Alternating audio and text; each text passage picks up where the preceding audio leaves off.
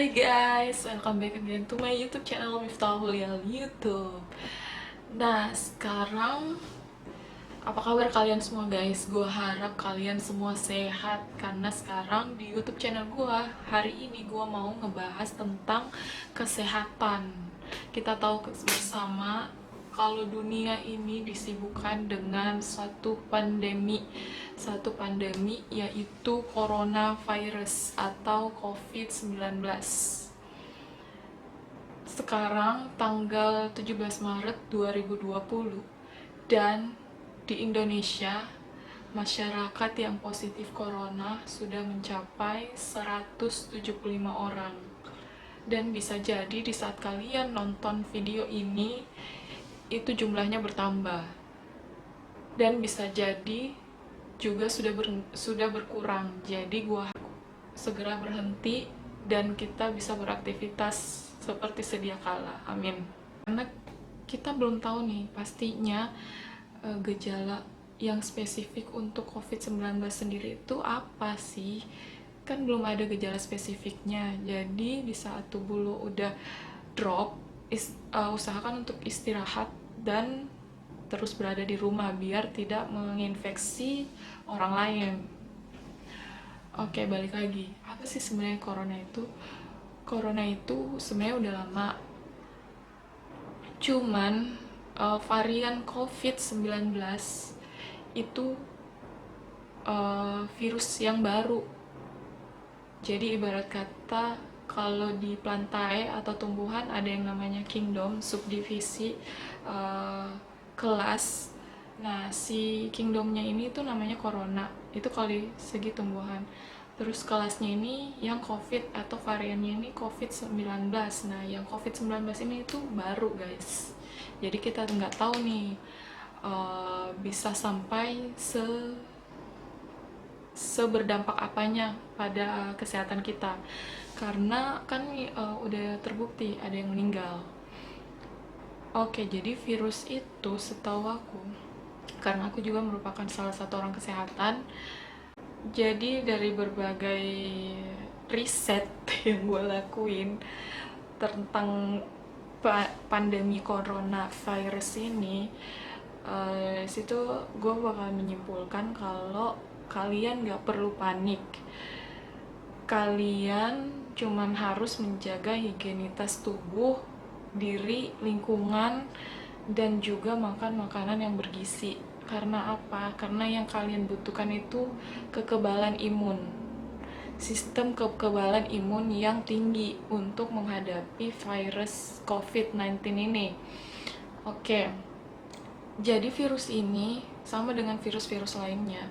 Di dalam tubuh kita itu udah ada yang namanya sistem imun, dimana di saat ada benda asing yang masuk, atau kita bisa bilang virus atau bakteri. Nah, bedanya bakteri sama virus itu apa sih?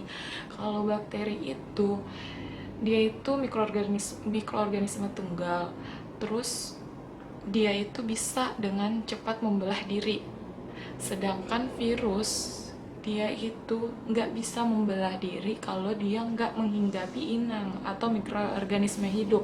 Jadi dia butuh mikroorganisme hidup untuk membelah diri, untuk memperbanyak diri. Nah, jadi berarti kalau dia nggak hinggap di tubuh manusia, ya udah dia nggak bisa bertahan hidup dong, kayak gitu logikanya. Terus apabila seseorang yang positif COVID-19 itu berbincang atau bersin di hadapan kita kurang lebih jarak 1,5 meter, itu kita bisa jadi terkena, tapi belum tentu terinfeksi guys. Karena sistem imun tadi, kalau kita sehat, kemungkinan kita bisa mengeluarkan virus itu dengan bersin, batuk, atau sistem pertahanan tubuh awal. Jadi kalau misalnya ada benda asing yang masuk, itu pasti kita pertama tuh batuk, bersin. Habis kita bersin biasanya mengeluarkan ingus ya, atau cairan lendir. Terus kalau dia udah sampai ke tenggorokan, biasanya kita batuk berlendir biasanya. Tapi untuk COVID-19 ini itu ciri-cirinya kebanyakan itu yang batuk kering ya. Terus kalau dia masih menginvasi ke tenggorokan, bisa jadi kita sesak nafas. Nah, di saat kalian udah sesak nafas dan itu tuh dari batuk sampai sesak itu cepat banget rentangnya. Dan di situ itu udah kalian tuh udah harus tahu nih kondisi gue seperti apa. Jadi kalian udah harus ke rumah sakit. Jadi saran gue, di saat kalian batuk, batuk, bersin, terus sesak, itu kalian udah langsung ke rumah sakit. Nah, habis sesak, kalau misalnya dia turun, jadi dia selama 7 hari, jadi virus ini menghinggapi kita selama 7 hari sampai dikenal dengan sistem imun kita. Nah, sistem imun ini gimana sih cara kerjanya ya kan? Di saat ada benda asing atau mikroorganisme baru yang masuk, atau anggap saja virus baru, virus yang masuk ke dalam tubuh kita, gimana sih caranya, kok bisa si antibodi ini mengalahkan si virus ini? Nah, pertama yang dilakukan antibodi kita itu di saat dia masuk ke dalam tubuh itu mengenali dulu apa sih yang masuk ke dalam tubuh gua, apa sih yang ada, benda asing ini siapa sih, apakah dia lawan atau dia kawan. Kalau misalnya dia lawan, dia membaca ini bukan dari ini bukan bagian jaringan tubuh kita. Nah, dia sebisa mungkin menghancurkan si virus ini. Gitu. Jadi ada yang namanya sel memori. Jadi di saat antigen masuk ke tubuh kita atau antigen atau benda asing, virus, bakteri, mikroorganisme lain yang nggak dikenali oleh si antibodi kita, itu dia bakalan mengingat di sel memori. Ada sejumlah sel memori di limfosit kita dari sel darah putih yang membaca, yang mengingat benda asing ini siapa, bentuknya kayak gitu, dan membuat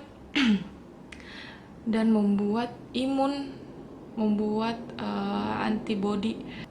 Apa sih kewajiban kita di saat gimana sih kita menolong diri kita sendiri? Caranya itu dengan mengkonsumsi makanan-makanan yang sehat, yang dibutuhkan sel kita, yang dibutuhkan antibodi kita untuk bisa melawan antigen yang masuk. Contohnya prebiotik. Oh iya, karena sistem imun itu dibuat di 80% itu dibuat di sistem pencernaan. Jadi di usus, guys. Jadi usahain usus kalian itu nggak bermasalah. Kalau bisa usahain usus kalian itu nggak bermasalah dengan mengkonsumsi makanan-makanan yang mereka butuhkan, bukan makanan sampah. Oke. Nah, di saat mereka mengetahui sehat, mereka membela diri, mereka melawan antigen atau virus yang masuk, itu virus yang masuk akan kalah, guys. Nah, di saat kalah itu kalian bisa jadi langsung sehat kembali. Nah, di saat kalian sehat kembali, itu di sel memori kalian sudah mengingat virus tersebut. Jadi di saat ada orang yang kena virus itu, kalian dekati orang itu, kalian itu nggak akan kena, karena si sel memori ini udah dengan cepat, nih ada nih antigen yang mau masuk nih, kayak gitu.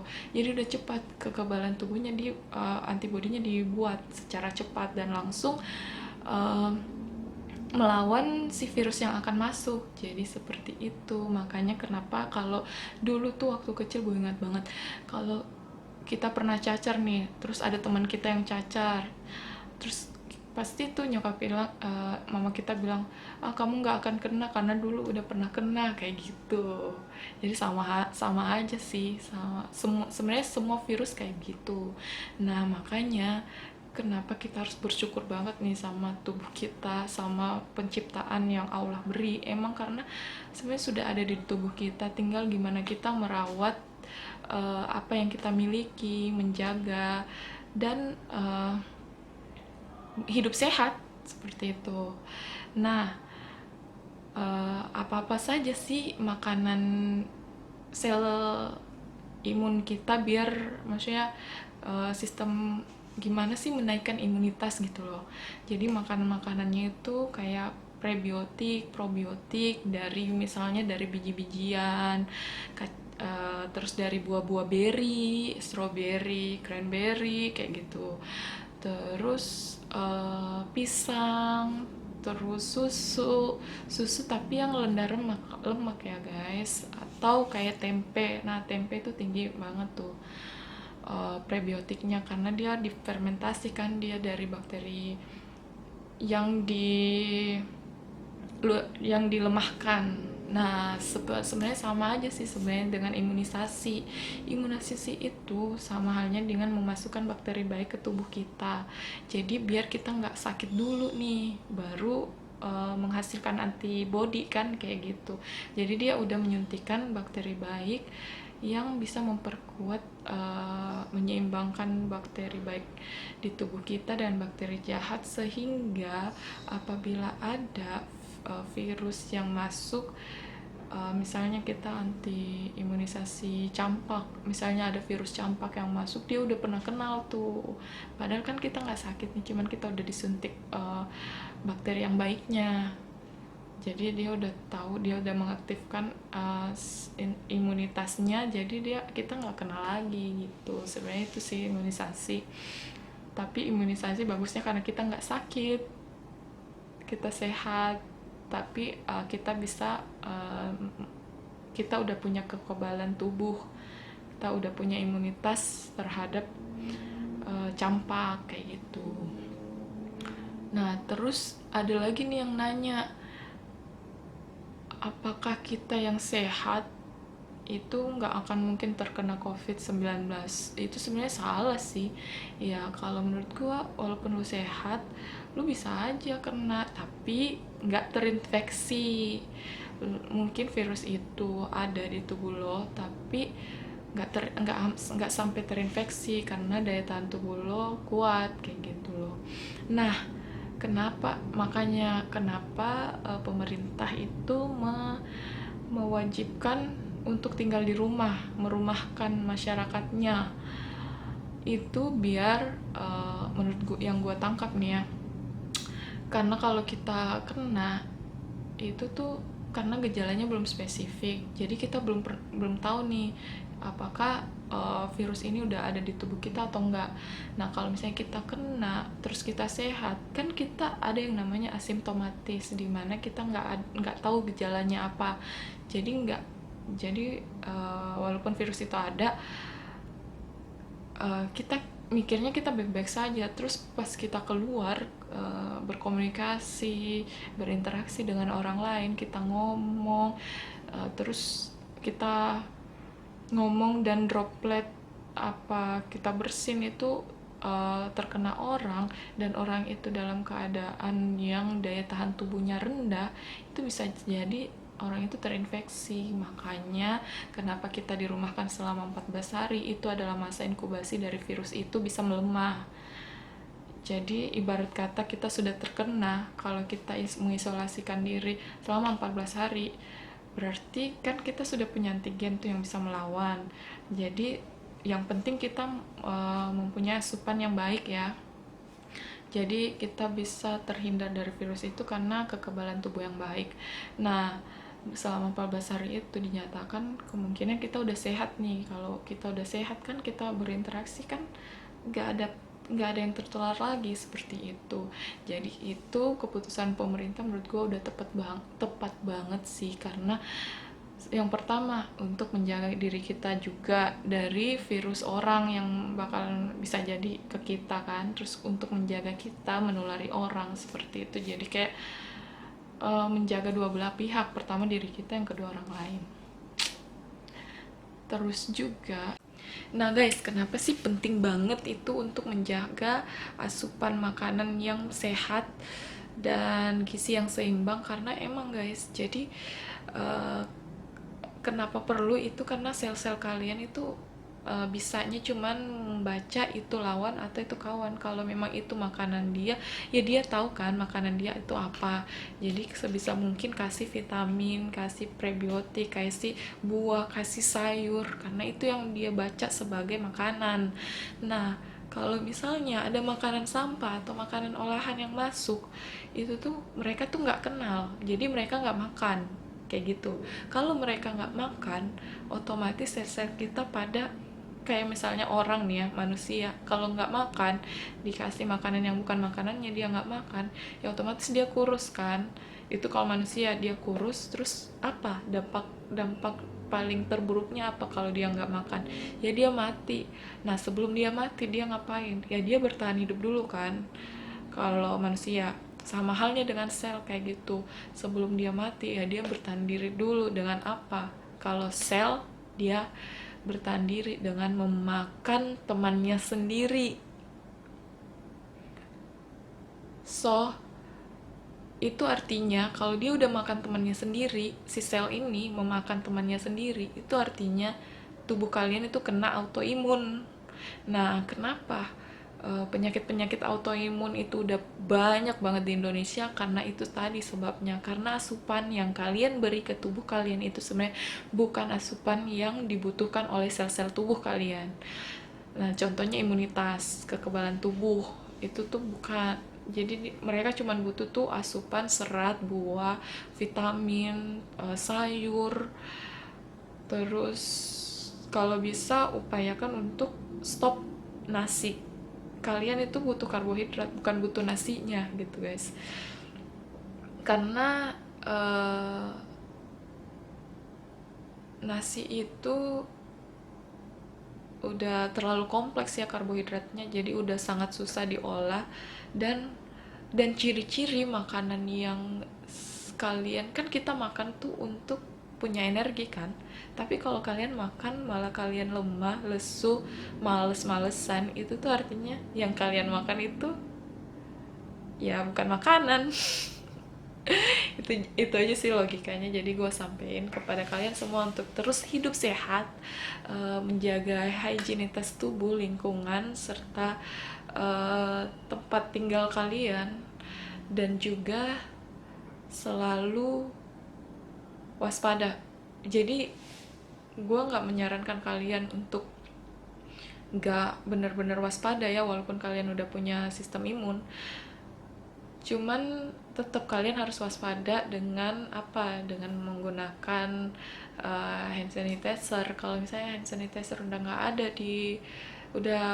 ada dijual atau udah sulit ditemukan, ya udah kalian cuci tangan. Apa susahnya sih? Pakai sabun aja, yang penting sabunnya itu ada mengandung antibakteri. Gue nggak bakalan sebut merek, tapi kalian bisa tahu lah yang mana sabun yang emang bisa ngelawan bakteri, yang mana sabun mandi biasa.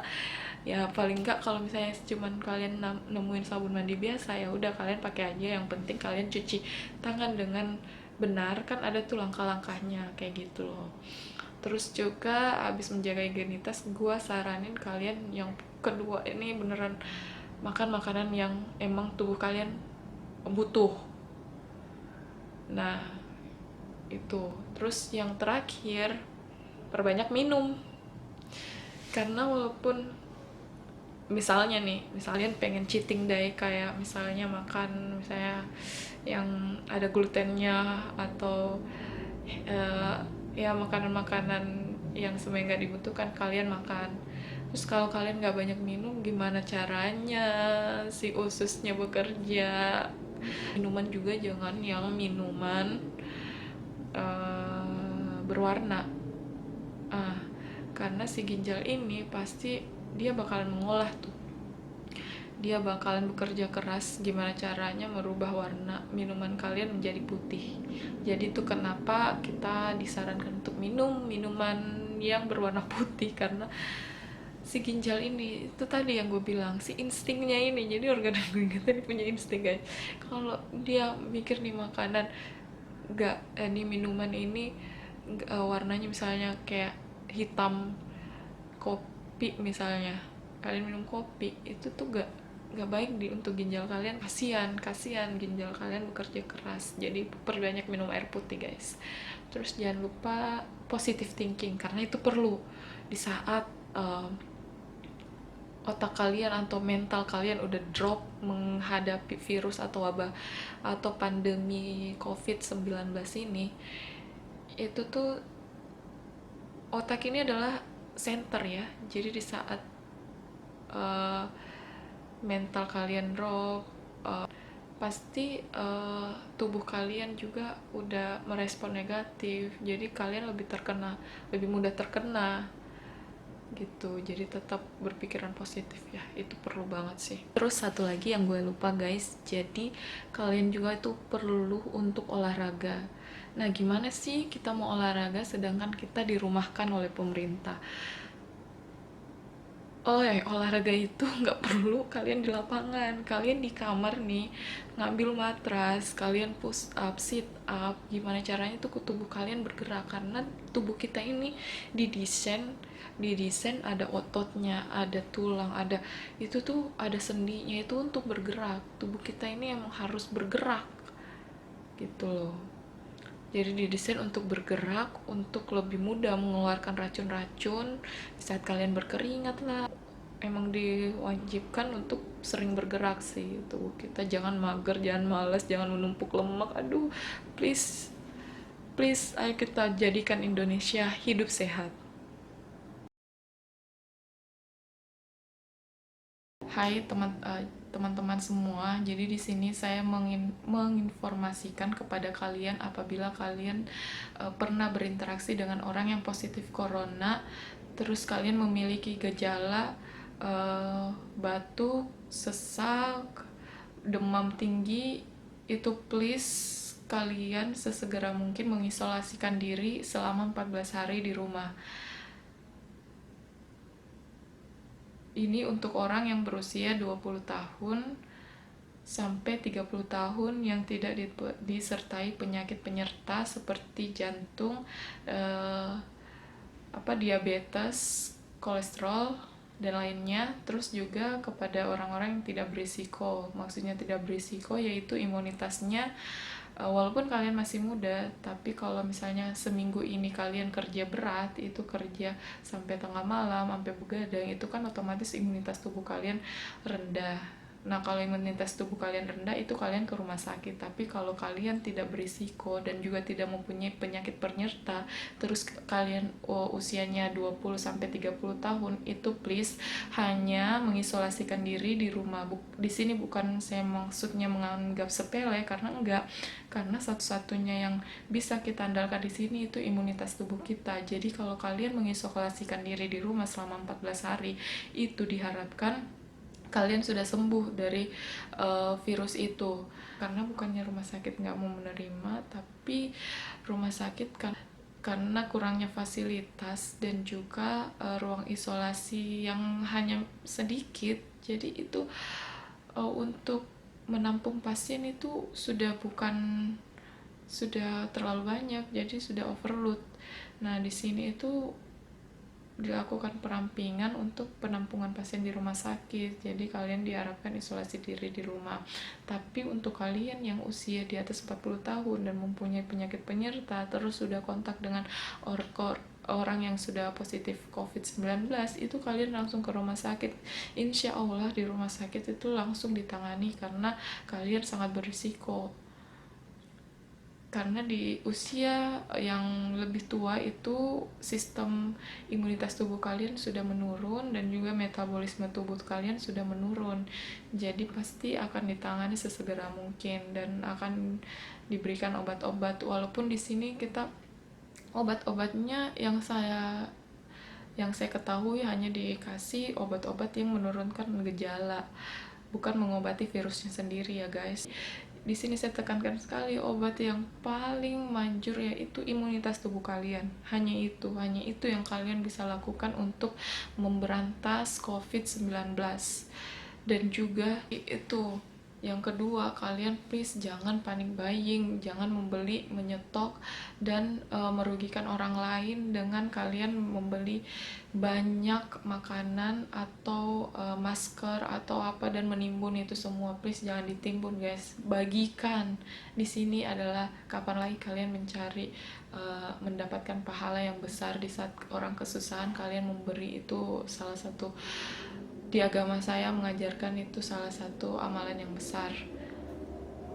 Jadi please jangan panik buying, karena jangan, udah please, kita udah nggak usah nambah-nambah masalah lagi. Ini masalah sekarang ini, fokus kita ke COVID-19, fokus kita memberantas COVID-19, bukan malah merugikan orang lain dan juga merugikan banyak pihak. Jadi itu pesan saya, apa yang saya suarakan malam ini. Semoga kalian terima dengan baik, dan kalau ada perkataan saya yang salah, mohon maaf untuk dimaafkan, karena saya juga membuat ini semua atas dasar peduli saya kepada masyarakat, kepada teman sejawat saya, dan kepada seluruh masyarakat Indonesia. Semoga kita sehat bersama, hidup di Indonesia yang lebih sehat, lebih damai, dan lebih baik lagi ke depannya. Amin. Dan saya harap semoga masalah terbesar kita COVID-19 itu berhenti dan tidak datang lagi. Amin. Dan juga setelah masalah ini selesai, saya harapkan kita menjadi negara yang lebih baik, negara yang tingkat kepeduliannya dengan kesehatan itu meningkat, dan juga menjadi negara yang tingkat kepedulian kepada sesamanya meningkat. Amin. Wabillahi taufiq wal hidayah. Assalamualaikum warahmatullahi wabarakatuh. Bye. Salam sehat.